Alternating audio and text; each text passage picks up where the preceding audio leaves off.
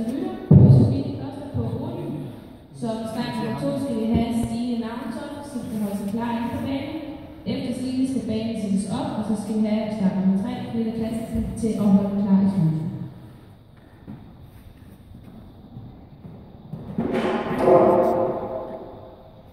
Det var da en drømstart.